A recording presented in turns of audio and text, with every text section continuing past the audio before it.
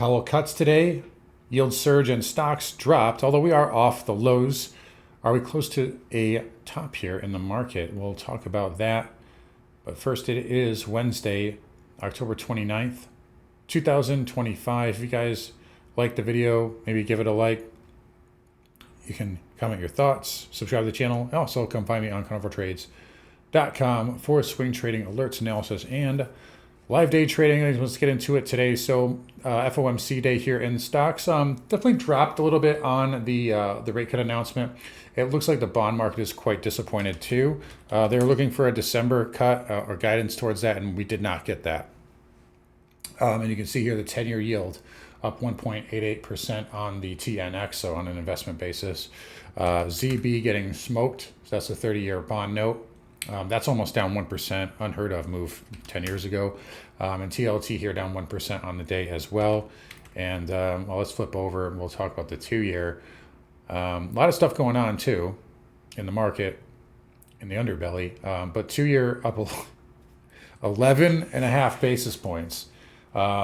This is supposed to be going the other way, right? Effective Fed funds is 4.08. It's actually dropping. Well, I'm not sure what it'll be at. They'll probably be at like 390 or something like that tomorrow when this updates. But yeah, the 2-year should be following Fed funds, not going the other way. So market does not like that. And there's still some problems here in SOFR market. You can see, we're rising now to 4.31. And excusing my shit posts there. There's a bunch of other things. Effective Fed funds rising even over the last couple of days. Again, so there's clearly still stress here. And I'll try to type this in here. I'm just doing this on the fly. There's clearly still some stress here. 0.19 in the market. And the other headline is that we're going to be running off the balance sheet on December 1st, but no indication of QE itself. Looks like the Russell selling off a little bit here too. Nvidia still holding the market up. I'm sure everybody's heard by now, though. Yesterday was the worst up day breadth-wise, like since 1990. And it came at an all-time high. It came at the Qs at new all-time highs, up at that point 4% in 3 sessions. And we're a casual 25% above our monthly 20 moving average. I commented on that this morning as well. Some other instances here, led to some corrective moves. We're also flipping over to the Qs. I'm just throwing out all this stuff here, but we are like 3 standard divs from the 20 MA now as well. So again, just very, very stretched here. So I think tomorrow is an opportunity for a dip. There are some strikes I've got already set up. I'm not going to give those out, unfortunately. But members do know about them, and it would be significantly lower from here. Now, at the same time, I don't think that's going to break trend or anything if that does happen. But we could see a pretty good slice, especially if we can push up and close green here towards the end of the day, which I do think will happen. Actually, there was a beautiful day trade, and I told you guys this morning, do not chase trend. Don't chase the trend this morning. They're going to burn premium, and that's basically what's happened here so far. But there's a beautiful trade at 58.50. I believe I called that level out this morning in the morning video. So if you got that, nice job. And they're actually holding a runner right now on ES, which is nicely in the money, and that was a killer trade for us in the afternoon here. But nonetheless, I think there's a chance here for, I'll just call it a pretty good slice tomorrow. And again, I would love to give the numbers away, but I don't want to do that right now. In here, I don't like front running myself, but I think there's a good shot of a pretty good move. Right now we're down only 15 points, and at the most we were down, let's see, 51. Yeah, just about where the expected move was, pretty much for the day. Well, just about 7 points shy, I think, if I'm doing my math right. I'm just doing it off the top of my head here. Got a lot going on. I got to wrap this up, and I got to talk to members before the close too. We also have Microsoft, Meta, and Google reporting. Google is still in a really powerful uptrend, and I can give these out because I don't care.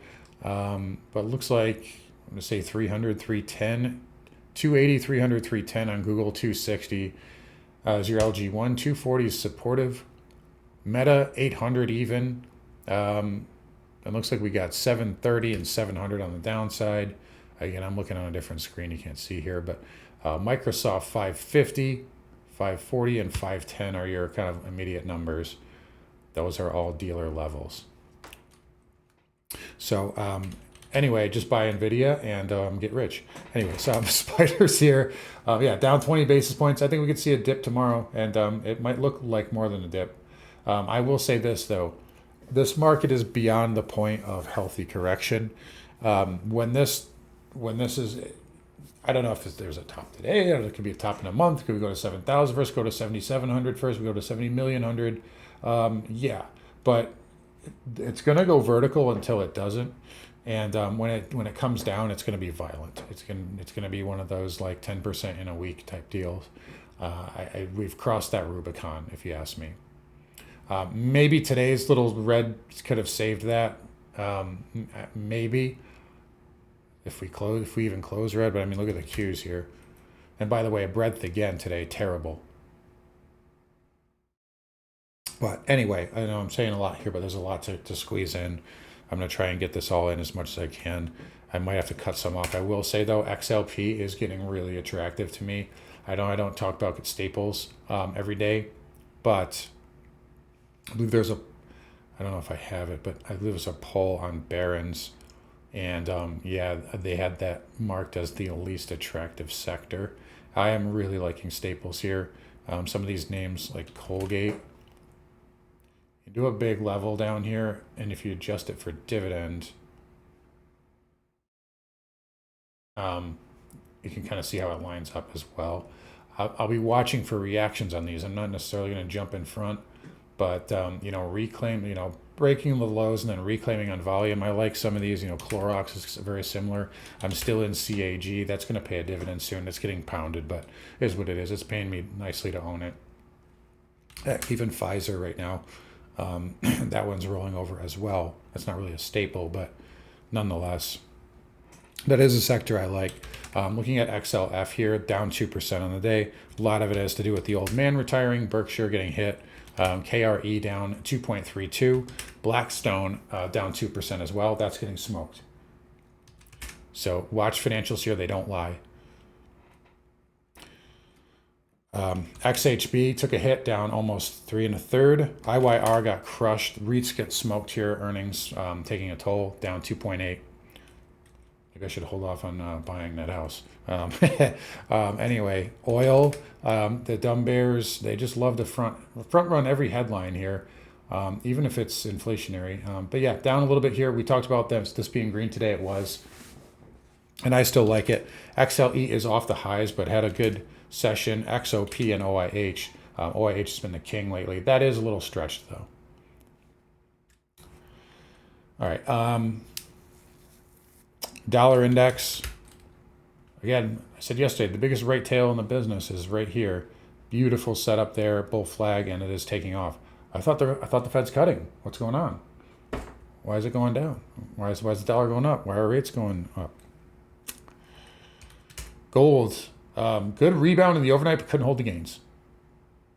So basically went to the head and shoulder neckline and didn't even quite get there. There are levels. I'll be watching like silver here. Silver's notably stronger. Be watching for 46.80 and 47 sweeps of that overnight. Might get me interested tomorrow morning. We'll see. Platinum actually quite firm. It does have a bear inside bar, but inside of it you have nice possible mini bull flags. So I'd say that could go either way. Palladium hanging in there, and then copper also with a nice up day.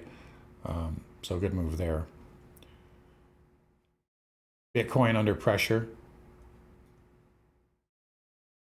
If I can find it. Down 2 1/4. Still holding onto the daily trend line though. That's hanging in there. I don't think it's going to be a bloodbath in this week, but yeah, I might not be able to overcome it if the market does go down tomorrow. So we could see some lower prices. I will say though, on the bigger time frame, got to zoom out here, guys. I know everybody gets caught up with these, but I mean, look at this bi-weekly rather. It's very strong. Really no problems here. Ethereum as well. Bull inside bar there. So these bigger pictures are good. Short term, maybe a little weak.